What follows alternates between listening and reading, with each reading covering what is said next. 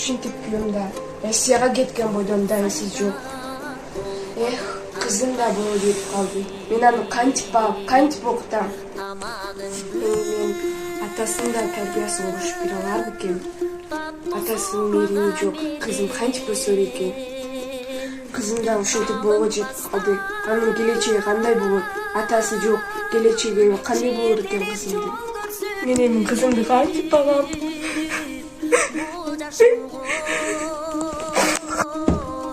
Апа, мен келдим.